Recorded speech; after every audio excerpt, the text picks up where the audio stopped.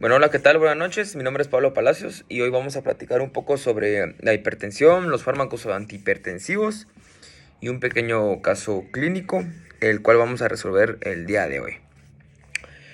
Pues bueno, primero tenemos que comenzar hablando sobre la hipertensión. Pues la hipertensión básicamente va a ser la detección de promedios de la presión arterial sistólica y diastólica por encima de los límites establecidos como normales. Estos límites se han establecido por grandes asociaciones cardiológicas y a nivel mundial, como la OMS, lo cual establece cuál está dentro del rango, cuál está arriba del rango y cuál se sale totalmente del rango, lo cual ya se considera una hipertensión arterial. Como vamos a ver en la siguiente imagen, podemos ver que la presión arterial óptima que todos deberíamos de tener en teoría es de presión sistólica 120 miligramos y diastólica 80 miligramos de mercurio. Como repito, esa es la óptima, es la que deberíamos de tener, pero que difícilmente se logra obtener, al menos que tengamos una buena salud cardiovascular, vamos al gimnasio, comemos bien y tenemos buenos hábitos. La otra es normal. Esta otra va a estar en el rango de 130 sistólica y 85 diastólica, que va a ser la más común entre la población.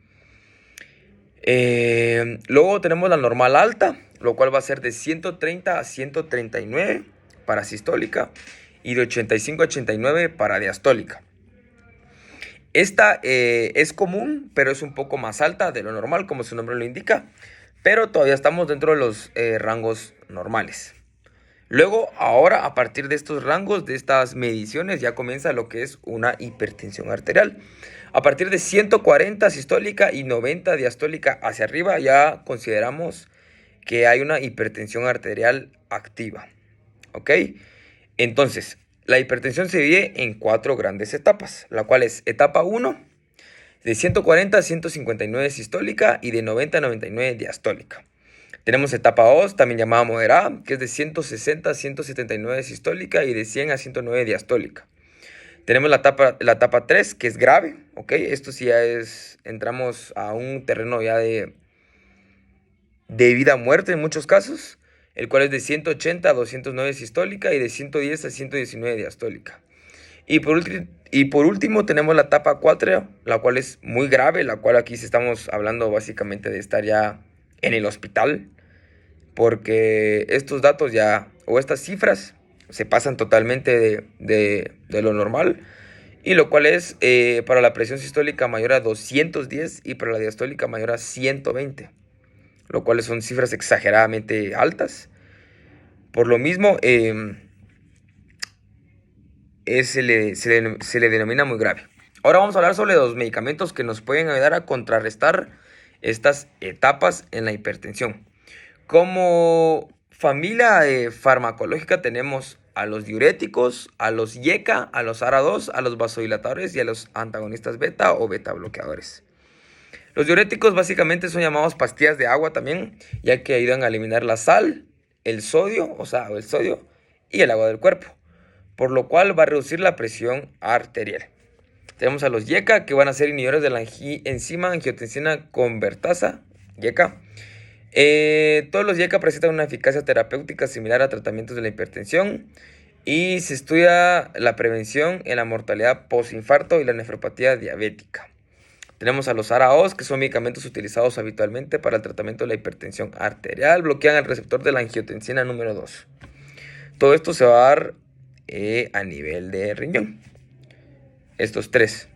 Luego tenemos los vasodilatadores, que su función terapéutica básicamente es relajar los músculos que controlan el tono muscular de los vasos sanguíneos con la finalidad de incrementar el flujo sanguíneo en su interior. Es decir, abrir más el calibre para que pase más sangre. Luego tenemos los antagonistas beta. Son medicamentos que reducen la presión arterial. Los beta bloqueadores funcionan como bloqueadores de los efectos de la hormona epinefrina, también conocida como la adrenalina. Ok, entonces estos 5 fármacos, familia de fármacos, van a ser los principales en el tratamiento de la hipertensión arterial. Ok, ahora vamos a pasar a lo que es el caso clínico del día de hoy, para lo cual los datos son: un paciente de 50 años de edad ingresa a emergencia con medición de presión arterial de 190 a 120 miligramos de mercurio.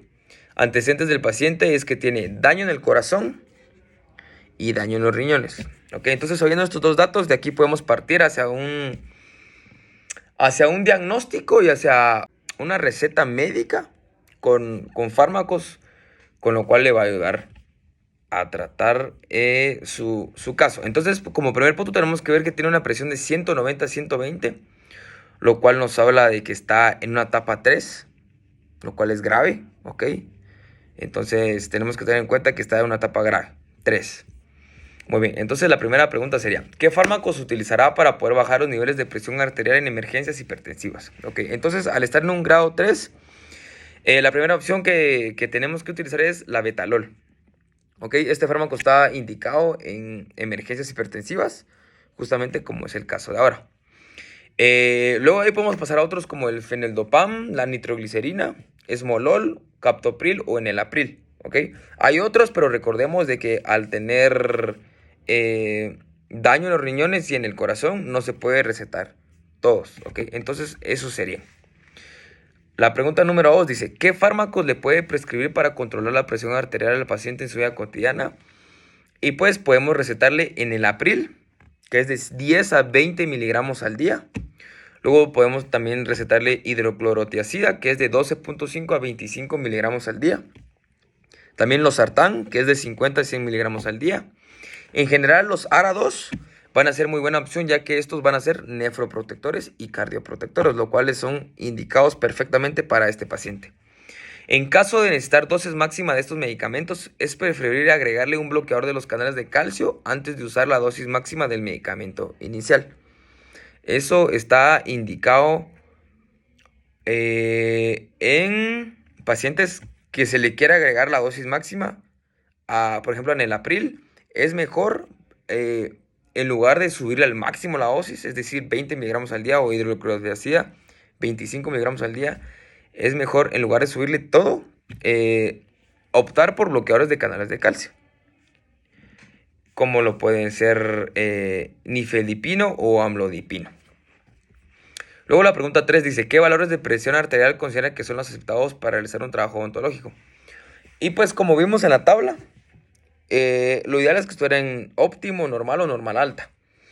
Pero considero, leyendo y analizando, que lo máximo es etapa 1 leve de hipertensión arterial. Es decir, de 140 a 90 debe ser lo máximo que debemos de considerar para tratar a alguien en un procedimiento odontológico. A partir de 140 a 90 hacia arriba es muy riesgoso, ya que el riesgo de sangrado es muy alto, ya que, por ejemplo, en alguna extracción va a ser inevitable haber sangrado, por lo cual va a ser difícil de tratar ese sangrado. Entonces lo ideal es referirlo a su paciente, perdón, a su médico de cabecera, para que trate al paciente con estos medicamentos, como estamos viendo. Y una vez ya esté estabilizada la presión, ya podemos tratarlo como debe ser, sin temor de que puedas haber algún sangrado fuera de control. Y por último, explicamos sobre presión arterial diastólica y sistólica. Pues básicamente la presión sistólica va a ser aquella que se refiere a la presión de la sangre en la arteria cuando se contrae el corazón. Básicamente va a ser la presión causada cuando el corazón se contrae y empuja la sangre hacia afuera, es decir, cuando lo expulsa la sangre a través del cuerpo. Esa es la presión sistólica. Luego tenemos a la diastólica, que va a ser la presión de la sangre en la arteria cuando el corazón se relaja entre los latidos. Pues básicamente va a ser la presión que ocurre cuando el corazón pues se relaja y se llena de sangre, es decir, cuando regresa la sangre. Pues eso es básicamente lo que quise exponerles el día de hoy. Espero se haya entendido y haya estado todo claro. Gracias.